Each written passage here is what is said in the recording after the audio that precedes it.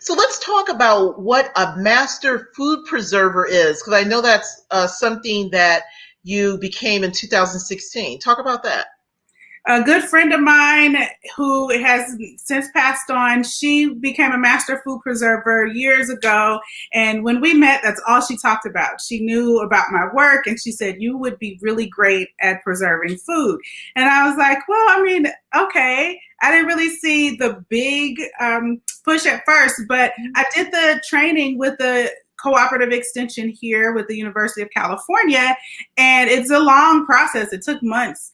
But they teach you the foundation of preserving food. So we're talking about pressure canning, water bath canning, dehydrating, and so much more. And I found that it added so much value to my life and then started to teach it to other people, particularly people who grow food. If you're not, utilizing food preservation techniques, you're kind of missing out on the benefit of really actually growing, having a little garden. Mm-hmm. I grow herbs and everything. I can dry them myself because I use the dehydrator. Someone gave me a ton of lemons. And in order for the lemons not to go bad, they're going in the dehydrator. Canning, I'm growing strawberries, I can make my own strawberry jam.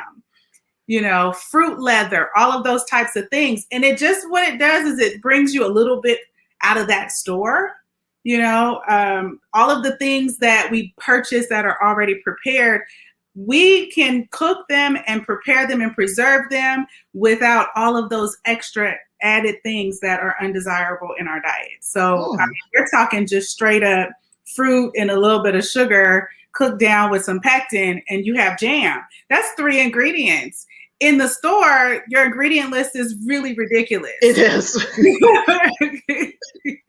So that's the kind of stuff. And then if you make jam, you can make fruit leather. So no more buying fruit roll-ups, snacks for you and your kids, things like that. Food preservation is really something that I enjoy sharing about because I feel like the more we learn, the more empowered we are. And it's so easy. It's not as difficult as people think it is. The thing is though, I feel like this is a tradition that's been passed down generation to generation, especially in the South.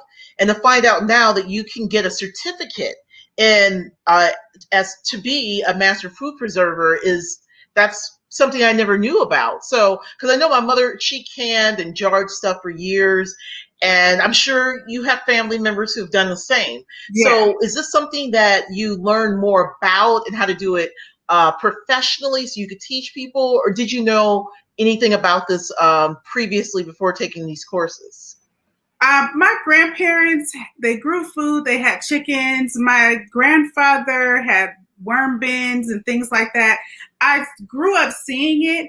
I didn't know that it was a thing that had this title and that there was this certification process or anything. That's why when my friend told me about it, and I was like, why do I want to get a certificate in that? My grandmother's been making ice cream and all this other stuff forever. And what she really drove home the point was she said, what is happening is that people are moving away from the old ways of doing things. While I'm very familiar with it, there are some other people who may have lost some generations and really didn't see that happening. My other grandmother, she had chickens and, there was all of those beautiful things. I grew up seeing mason jars in their homes and not really realizing that, the reason why my grandmother's spaghetti tasted so much better than somebody else's was she made the sauce.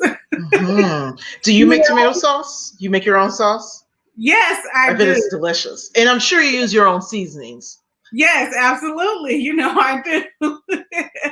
It's something that is really wonderful. I teach it because I'm passionate about it. And you're absolutely right. Chow chow is something very, you got chow chow, you got pickles, you have all of these other things. And it's a good thing to do with your family to learn to pass down generationally. And it also saves you money in the long run and it improves your health because you're not buying out of the stores. Absolutely. Which brings me to, because you've been teaching this one-on-one, but it brings me to your podcast because I'm sure some of these these things that you're talking about, you talk about in your podcast, the Mindful Chef podcast. So let's talk about that.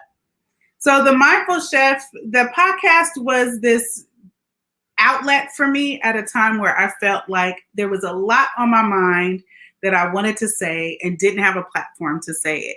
And one of my friends said, you should start a podcast. And I was like, who's going to listen to it? Okay, whatever. So I downloaded a free app and started talking. And that